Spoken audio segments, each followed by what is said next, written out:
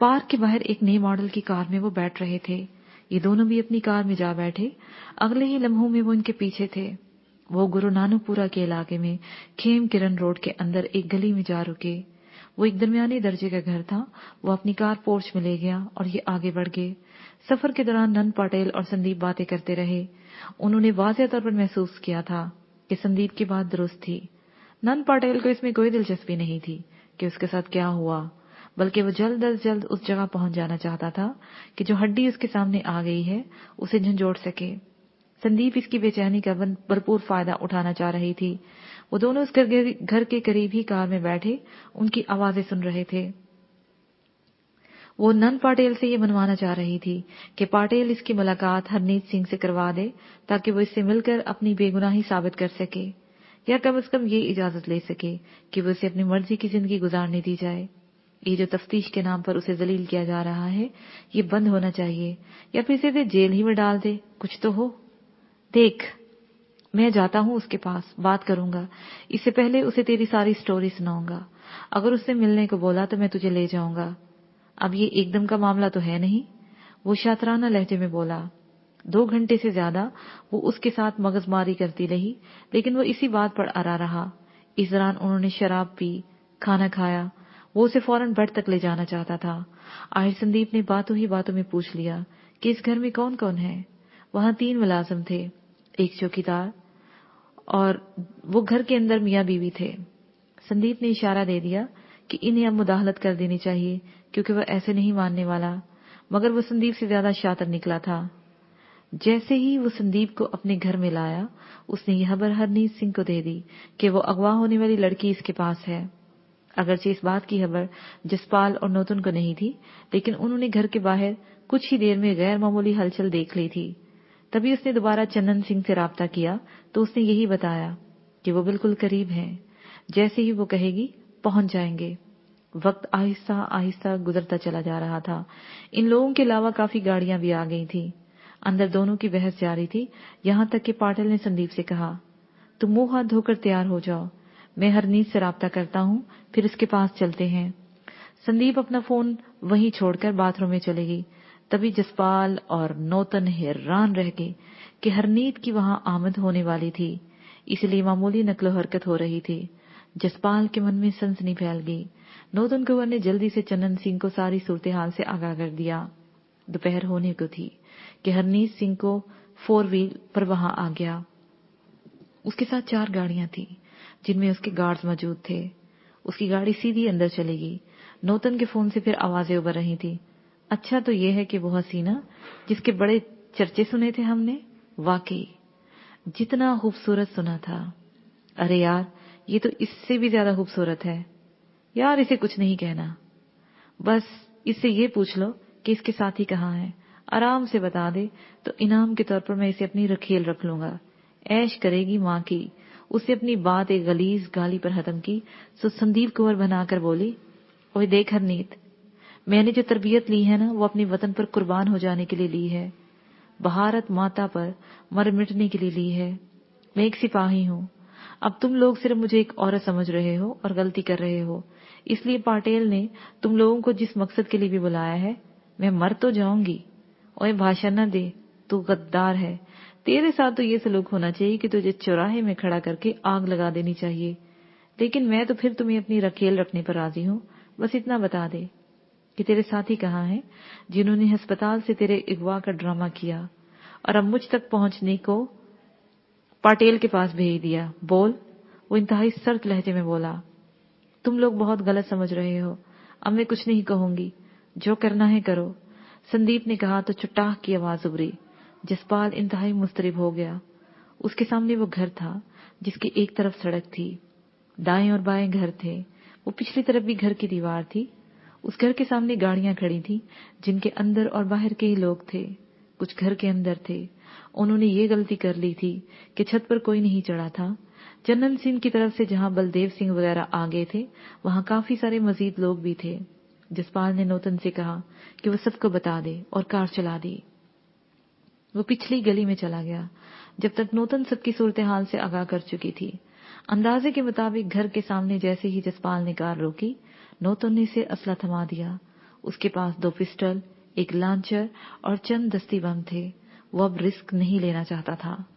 जसपाल ने गेट को धकेला, वो बंद था। उसे बेल देना मुनासिब नहीं समझा। बाउंड्री वाल से अंदर कूद गया। सामने ही लाउंज था, उसमें एक खातून बैठी हुई थी। वो इसे देखने लगी और चीखने लगी तो जसपाल ने पिस्टल इसकी तरफ देखकर कहा, पुलिस, मुझे सिर्फ छत पर जाना है, वरना बाहर से कोई आदमी अंदर आकर तुझे मार देंगे, समझी? ये कहकर वो सीढ़ियां चढ़ गया। वो सूरज से ऊपर पहुंचा तो घर के दाएं जानिब वाली छत पर था। दूसरी छत पर जाने के लिए एक छोटी सी दीवार थी। वो चंद लम्हों में कूद गया। ऊपर से उसने देखा कि इन सिक्योरिटी वालों के गिर्द भी घेरा तंग था। बलदेव सिंह पहुंच चुका था। वो दीवार की ओर में बैठ गया और फोन पर बलदेव से राब्ता किया। हाँ, मुझे नौतन ने बता दिया है। क्या तुम ऊपर पहुंच चुके हो? उसने तेजी से पूछा तो वो बोला, हाँ, और मैं कुछ देख रहा हूं कि वक्त कम है। कूद। ये कहकर उसने फोन काट दिया। तभी उसने 2 हैंड ग्रेनेड निकाले। ये के बाद दीगरे उनकी पिन्ने निकाली और एक बाहर की जानिब उछाल दिया, एक घर के अंदर फेंक दिया। उसके साथ ही जसपाल छत पर लेट गया।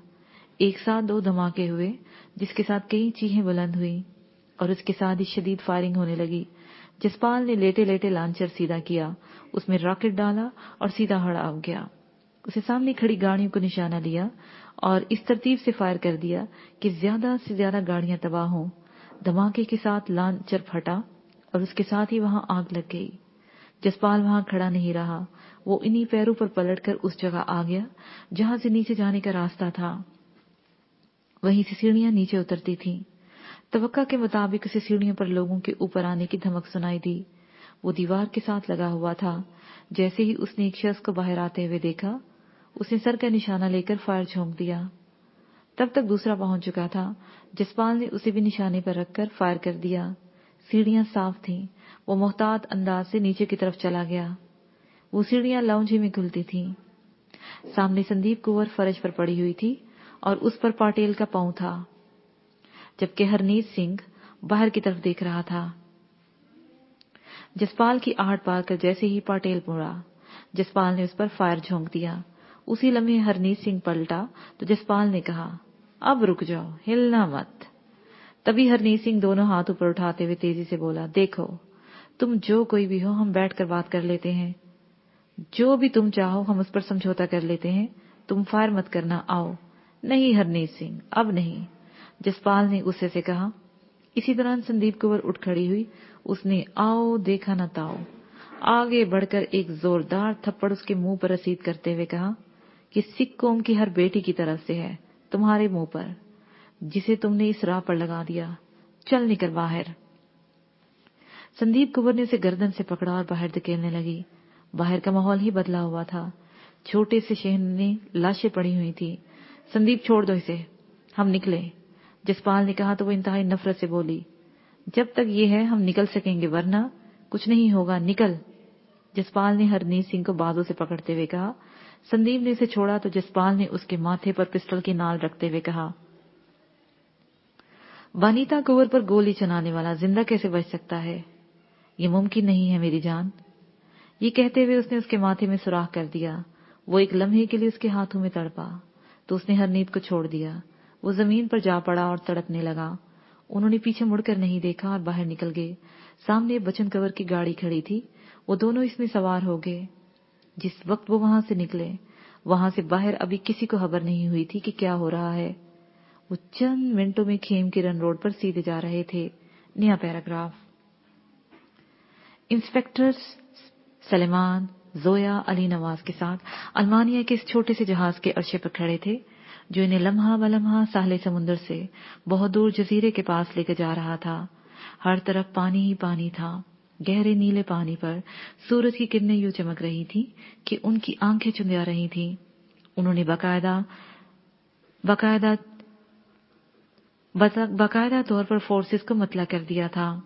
डॉक्टर हसन रिजवी खुद इंस्पेक्टर के साथ पुलिस के पास चला गया था। उन्हें वजारत दाखिला से इजाजत लेने में इतनी दुश्वारी नहीं हुई, सो वो फोर्सेस के लोगों के साथ जा रहे थे। मैं कंट्रोल रूम में बैठा उनकी कार्रवाई देख और सुन रहा था। हर बंदे के पास कैमरा था, जिससे वहां के मनाजिर समझ सकता था। वो जजीरा साहिल से कोई 1-1.5 घंटे की मुसाफत पर था اور اب بالکل قریب پہنچنے والے تھے اور بہت زیادہ محتاط ہو گئے تھے. انہیں صرف یہی ڈر تھا کہ وہ کہیں انجانے میں اس حد تک نہ چلے جائیں جہاں پر کشتی یا جو بھی اس کی رینج میں آتا تباہ ہو جاتا. اسی دوران ایک ہیلی کاپٹر فضا میں چکرانے لگا. وہیں وہ اروند نے جو اندازہ لگایا تھا کہ یہ الیکٹرک ریز ایک نادیدہ دیوار ہے جسے کہیں سے بھی کنٹرول کیا جا سکتا ہے، اس کی تصدیق حسن رضوی نے بھی کر دی تھی کہ ایسا ممکن ہے، اور اس نے اس کا توڑ بھی کر دیا تھا. وہ ایک فاصلے تک پہنچ چکے تھے جہاں سے انہوں نے ہوا میں دور مار قسم کے راکٹ چلانا شروع کر دیے تھے تاکہ جہاں الیکٹرک دیوار ہو تو اس کے بارے میں معلوم ہو جائے. انہیں زیادہ وقت انتظار نہیں کرنا پڑا. جیسے ہی ایک راکٹ چلایا وہ کچھ فاصلے پر جا کر ہوا میں یوں جل گیا جیسے کسی نے اسے آگ لگا دی ہو. وہ ایک دم سے بھسم ہو گیا. وہ سارے ایک دم سے ٹھٹک گئے. جہاز کو فوری طور پر روک دیا گیا جو پہلے ہی آہستہ چل رہا تھا. وہ رک چکے تھے. اب وقت آ گیا تھا جب انہوں نے اس الیکٹرک وال کو توڑ کرنا تھا. ایک خیال یہ تھا کہ بغیر اس دیوار کو چھیڑے سے اس قدر گہرائی میں جایا جائے جہاں اس کے اثرات نہ ہو اور نیچے سے دیوار پر کر لی جائے. اس طرح جہاں سے بھی اسے کنٹرول کیا جا رہا تھا انہیں پتہ نہ چلے. یہ ایک رسک تھا. انہیں پہلے یہ معلوم کرنا تھا کہ گہرائی میں اس دیوار کے اثرات ہیں بھی یا نہیں، لیکن یہ بڑا دقت طلب تھا. واپسی پر نہ جانے کیا صورتحال ہوتی.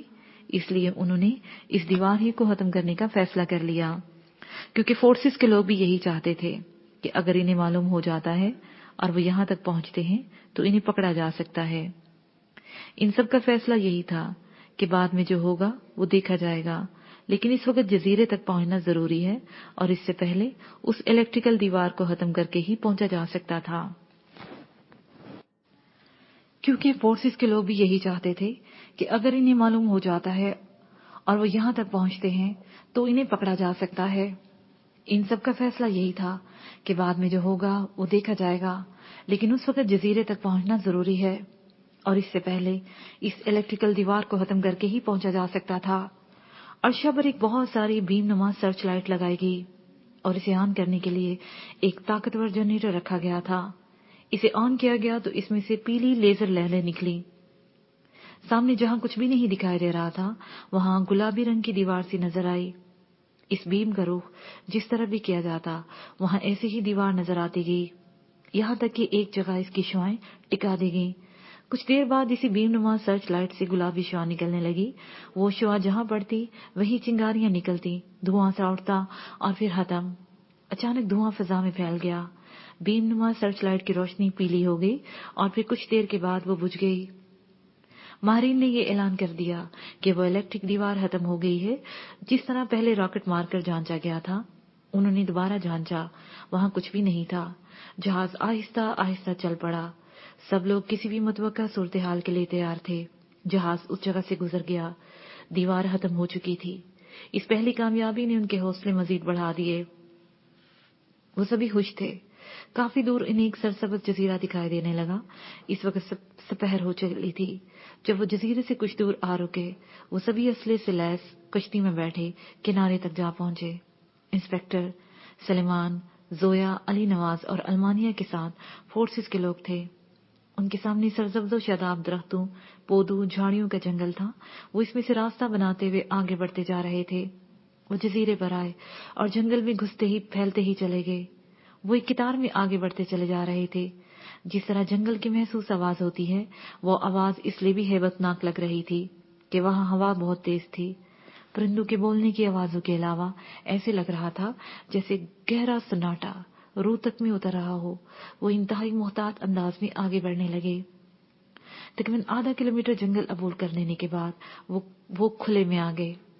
وہاں سے آگے میدان تھا. کافی دور تک پھیلے ہوئے اس میدان کے ایک جانب انہیں پانی کی نہر بہتی ہوئی دکھائی دی. وہ محتاط انداز میں آگے بڑھتے چلے گئے یہاں تک انہیں لکڑی کا ایک کاٹیج دکھائی دیا. اس کے باہر لان تھا. اسے ذرا فاصلے پر شیڈ بنا ہوا تھا جس کے نیچے ایک کمرہ تھا. اس کے ارد گرد لکڑی کی باڑ لگی ہوئی تھی. وہاں کوئی زیرو دکھائی نہیں دے رہا تھا. وہ آگے بڑھتے گئے. وہ لکڑی کے کاٹیج کے قریب پہنچے. وہاں بھی انہیں کوئی نہیں دکھائی دیا. کیا انہیں یہاں سے اٹھا لیا گیا ہے؟ ایک دم سے المانیہ نے بڑبڑاتے ہوئے کہا. اس بارے میں کیا کہا جا سکتا ہے؟ उसके करीब खड़े इंस्पेक्टर ने जवाब दिया तो उसे अपने सवाल पर एहसास हुआ कि जिस तरह उसे कुछ भी नहीं पता तो दूसरों को क्या मालूम होगा। तब वो बोली, देखो मैं आवाज लगाती हूँ, तुम सब लोग इधर उधर ख्याल रखना। ये कहकर किसी जवाब का इंतजार किए बगैर वो करीब ही एक टीले पर चढ़ गई और जोर जोर से पुकारने लगी, एमली, हैरी, वाटसन कहाँ हो? हम तुम्हारे दोस्त हैं, प्लीज सामने आओ। उसकी आवाज की बाज़गश्त गूंज कर रह गई, कोई इनके सामने नहीं आया। अल्मानिया ने फिर आवाज लगाई और खामोश होकर किसी रद्द-ए-अमल का इंतजार करने लगी। कितने ही मिनट यूं ही गुजर गए। अचानक नहर और शेड के दरमियान से एक लड़का बरामद हुआ। वो इनकी तरफ देखता रहा, फिर यूं उनकी तरफ बढ़ने लगा जैसे वो इन्हें जानता हो। उसके अंदाज से यूं लग रहा था जैसे ये गुमान भी ना हो कि खौफ नाम की कोई चीज हो सकती है। जरूर ये हैरी है। सलमान ने धीरे से कहा, कम ऑन हैरी। अल्मानिया ने उसकी तरफ देखकर जोर से कहा और हाथ हिलाने लगी। वो हैरी ही था जो उनसे तकरीबन 100 कदम के फासले पर आ खड़ा हुआ। वो उनकी तरफ यूं देख रहा था जैसे वो कोई दूसरी महलूक हो। उसकी आंखों में अजीब सी चमक थी जिससे शक, बेएतमादी और गुस्सा छलक रहा था। वो यकटिक उनकी तरफ देखता चला जा रहा था। तभी उसकी तरफ देखते हुए अल्मानिया आगे बढ़ी। हैरी, मैं अल्मानिया हूँ। मैं तुम्हारी और तुम्हारी फैमिली को बचाने आई हूँ। वाटसन, वहीं रुक जाओ, हैरी ने तेजी से कहा तो अल्मानिया यकदम वहीं रुक गई। तभी सलमान आगे बढ़ा और बहुत ही ठहरे हुए लहजे में कहा, तुम अपने मामा पापा को बुलाओ, हम तुम सबको लेने आए हैं। वो हमारी बात समझेंगे। जो बात करनी है मुझसे करो। वो सर्द लहजे में बोला, देखो हम वो नहीं हैं जिन्होंने तुम लोग पर हमला किया था। वो दोबारा किसी भी वक्त हमला कर सकते हैं। तुम हमारी बात नहीं समझ पाओगे। अगर वो यहाँ नहीं आ सकते तो मुझे उनके पास ले चलो, मैं उन्हें समझाता हूँ। सलमान ने उसे कायल करते हुए कहा, ठीक है आओ, बाकी सब इधर हैं। उसने एकदम से कहा तो अल्मानिया के साथ सलमान आगे बढ़ गए। वो तीनों कॉटेज और नहर के दरमियान एक जगह पर पहुंच गए जहां वो सब यूं बैठे हुए थे जैसे छुप गए हों। वो उन्हें देखकर खड़े हो गए। चंद ही लम्हे उनके आपस में तारफ में गुजर गए जब अल्मानिया ने अपनी जेब से एक पुरानी तस्वीर निकाली और वाटसन की तरफ बढ़ाते हुए कहा, क्या लंदन में तजर्बे से गुजरने के दौरान कभी इस बंदे को आपने देखा? वाटसन इस तस्वीर को चंद लम्हे घूरता रहा, फिर एमली की तरफ बढ़ा दी। उसने फौरन ही पुरजोश लहजे में कहा, हाँ क्यों नहीं, ये वहां डॉक्टर था और अक्सर मेरे टेक्स्ट किया करता था। वो था नहीं, है, अल्मानिया ने तेजी से कहा। वो मेरे नाना हैं और इस वक्त पाकिस्तान में हैं। ये सब उन्हीं की वजह से मुमकिन हो पाया है कि हम यहाँ तक पहुंचे हैं। अगर आप सुकून से हमारी बात सुन लें तो हम ही वो लोग हैं जो सबको महफूज ठिकाने तक लेके जा सकते हैं। आप बच्चों से कहें कि वो कॉटेज से चले जाएं, इन्हें यहाँ कोई खतरा नहीं। सलमान ने कहा तो वाटसन ने हैरी को इशारा किया कि वो सबको ले जाएं। वो चले गए तो अल्मानिया ने इंतहाई एहतिसार के साथ सारी बात उन दोनों को बता दी। क्या हैरी ठीक हो जाएगा? एमली ने पूछा। नाना कहते हैं कि इसे लंदन ले जाना होगा, वहां इसकी दोबारा से ट्रीटमेंट होगी। 100% इम्कानात तो नहीं है, मुमकिन है, उसने साफ गोई से कहा। एक सादा सा सवाल है, हम तुम पर कैसे यकीन कर लें? तुम इन्हीं के साथ नहीं हो जिन्होंने यहाँ हमला किया? वाटसन ने सुकून से कहा, ये तुम बता दो, तुम कैसे यकीन कर सकते हो? सलमान ने कहा तो वो बेयकीनी के अंदाज में बोला, लंदन में मेरी बात हो सकती है? किससे करनी है बात? अल्मानिया ने बड़े तहम्मुल से पूछा। उसने कहा, मेरा दोस्त था जॉर्ज पॉल, क्या उससे बात हो सकती है? ये कहकर वो लम्हा भर कर रुका। फिर उसने बताया कि वो कहाँ रहता है। अल्मानिया ने हामी भर ली और सैटेलाइट फोन से राब्ता करने का कहा। इस दौरान वाटसन उनसे इलेक्ट्रिक दीवार के बारे में पूछता रहा कि वो कैसे खत्म करके यहाँ तक पहुंचे। इन्हीं बातों के दौरान उसने कहा, जैसे ही तुम लोगों ने वो दीवार खत्म की होगी उस वक्त इन्हें पता चल गया होगा जहां से ये ऑपरेट की जाती थी। वही तो हमारा ख्याल है कि तुम जल्दी करो, कहीं वो दोबारा यहां तक ना पहुंच जाए। लेकिन मैं कैसे? ये कहते हुए वाटसन ने बात अधूरी छोड़ दी। नहीं, जब तक तुम्हें यकीन नहीं हो जाता, सलमान ने हतमी लहजे में कहा और फोन को देखने लगा। बिलाशुबह उसके दोस्त को तलाश किया जा रहा होगा। दोपहर से शाम हो रही थी। जब वाटसन की बात जॉर्ज पॉल से करा दी गई तो वो बहुत हद तक मुतमईन हो गया था। एमली पुरजोश थी कि वो इस वीरान जजीरे से जा रही है। वो बच्चों को तैयार कर रही थी। वाटसन अपनी लैब से चीजें उठाकर उनके पास आ गया। वो सारे उनके साथ वहां से चल दिए जहां दूसरे लोग एक सबर आजमा वक्त गुजार रहे थे। वो सब इन्हें देख रहे थे, लेकिन कोई भी इनके करीब नहीं गया था कि कहीं इन्हें बदगुमानी न हो जाए। उन्होंने सब्र तो किया, लेकिन इसका नतीजा अच्छा निकला। एमिली और वाटसन अपने बच्चों के साथ इनके साथ साहिल की तरफ चल पड़े थे। जजीरे से निकलने की खबर सबको हो गई थी। हुकूमत और उसकी खुफिया फोर्सेस के लोग अलर्ट हो गए थे। दरमियान में जंगल ही का रास्ता था जो अबूर करके उन्होंने साहिल पर पहुंच जाना था। सूरज मगरिब में डूब रहा था। ऐसे में शिमाल की जानिब से 2 हेलीकॉप्टर नमूदार हुए। उन्होंने फौरन अपने लोगों से राब्ता किया, जिनसे ये पता चला कि हेलीकॉप्टर उनके नहीं हैं। इससे पहले कि वो कहीं महफूज मकाम की जानिब बढ़ते, उन्हें हेलीकॉप्टर की तरफ से एकदम से शेलिंग होने लगी। वो सब दरख्तों की समत भागे, यहाँ तक कि वो दरख्तों के नीचे आ छुपे। सलमान, तुम इन सबको अपने साथ लेकर निकल जाओ, हम इन्हें देखते हैं। फोर्सेस के एक आला ऑफिसर ने कहा, मैं भी यही हूँ और हम सब यहाँ से निकलते हैं, फिक्र न करें, हम इन पर काबू पा लेंगे। सलेमान ने कहा और जोया के साथ तय किए हुए प्लान के बारे में उसने कहा, ठीक है। उसने कहा और एमिली के साथ बच्चों को लेकर चल दी। वाटसन उनके साथ था। उसी लम्हे एक जवान ने रॉकेट लॉन्चर से फायर किया। उन्हें मालूम था कि बेकार का फायर है, लेकिन दुश्मन को यह बताने के लिए काफी था कि वो भी असला से लैस है। वो फायर काफी दूर जाकर एक धमाके से फट गया। ऐसे में अपने हैरी अपने खानदान के साथ जाते हुए न जाने क्या सोच के पलट आया। वो आते ही अपने बाप के साथ खड़ा हो गया। हैरी, तुम जाओ, अपनी बहन भाइयों और माँ का ख्याल करो, हम आ रहे हैं। वाटसन ने कहा, मुझे गन दे, मुझे गन चलाना आती है। उसे ठहरे हुए लहजे में कहा, क्या तुम्हें गन चलाना आती है? तुमने तो कभी नहीं चलाई। वाटसन ने कदरे हैरत से पूछा। मुझे आती है, उसने उसी ठहरे हुए लहजे में कहा, जिसमें काफी हद तक इसरार था। अच्छा ठीक है, देते हैं, वाटसन ने उससे कहा और उसे लेकर साहिल की तरफ जाने लगा। हेलीकॉप्टर मैदान में उतर रहे थे। वो तेजी से साहिल की जानिब भागने लगे। उस वक्त अंधेरा छा गया था। जब वो साहिल पर आ गए, उन सबको फौरी तौर पर कश्ती में बैठा दिया गया, जो उन्हें लेकर जहाज की तरफ जाने लगी। इस वक्त साहिल पर वाटसन, हैरी, सलेमान और फोर्सेस के चंद सिपाही कश्तियों के इंतजार में खड़े थे। बाकी सबको जहाज पर छोड़कर वापस आ रही थी। इस वक्त उनके कुछ फासले पर एक बम नुमा गोला फटा। फिर एक के बाद दीगरे कई फटते चले गए। वो सब साहिल की रेत पर लेट गए और इस समय समत का तयन करना चाहते थे कि ये फायर किस तरफ से हुए हैं। वो कुछ देर इसी में उलझे रहे, लेकिन जो ही कश्तियां किनारे पर आईं, वो भागकर इसमें बैठ गए। उनके साथ हैरी भी था। वो लम्हा बलम्हा जहाज के नजदीक होते चले जा रहे थे। जिस वक्त वो जहाज के करीब पहुंचे, उस वक्त तक वो हेलीकॉप्टर दोबारा फिजा में उड़ चुके थे। चूंकि फोर्सेस को उन हेलीकॉप्टर्स के बारे में इतला हो चुकी थी, इसलिए कराची से फाइटर तैयारे उड़ पड़े थे। उनकी आवाज फजा में गूंज उठी। उन्होंने सुकून का सांस लिया कि अब महफूज हैं, मगर ये उनकी हाम ख्याली थी। वहीद और अरविंद को जब इस इलेक्ट्रिक दीवार के बारे में मालूम हुआ था, उस वक्त वो उस तलाश में लग गए थे कि ये कहां से ऑपरेट हो रही है। वो दीवार कराची ही से ऑपरेट हो रही थी। इसका महल वो क्लिफ्टन ही के पास था। ये हेलीकॉप्टर बज़ाहिर एक निजी कंपनी के थे। वक्त के साथ साथ वो जिस तरह से भी उसे ऑपरेट करते रहे, लेकिन इस वक्त वो इंतहाई जदीद अंदाज में सब कुछ कर रहे थे। यहाँ न सिर्फ वो कारोबार कर रहे थे, बल्कि यहाँ से इंफॉर्मेशन भी लेते थे। इंफॉर्मेशन इकट्ठी करने का जो तरीका था, वो इसी में फंस गए।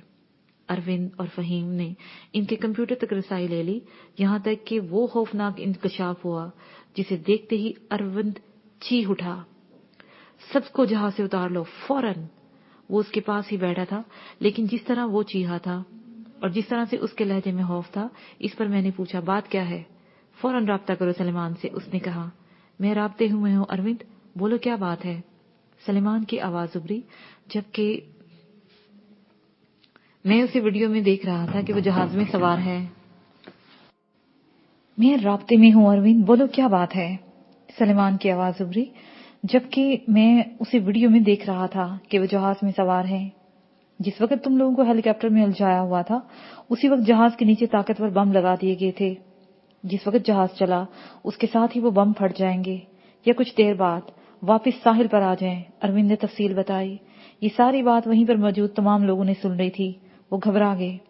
तभी सलेमान ने कहा, जल्दी नहीं करनी और न किसी को बताना है, घबराहट में गलतियां हो सकती हैं, इसलिए। तुम ठीक कह रहे हो, हम कश्तियों में उतरते हैं, वाटसन ने कहा और पलटने लगा। इससे पहले कि वो जहाज के कमरे में मौजूद अपने खानदान के लोगों को वापस साहिल की तरफ ले जाने के लिए बुलाता, हैरी पास पड़ा था। उसने वाटसन से कहा, कितने बम हैं, ये पता है? अचानक हैरी ने पूछा तो सलेमान ने अरविंद से पूछा, 2 हैं, एक अगली तरफ और एक पिछली तरफ। ओके, हैरी ने कहा और सोचने लगा जैसे कोई फैसला कर रहा हो। तुमने क्यों पूछा है, बात क्या है?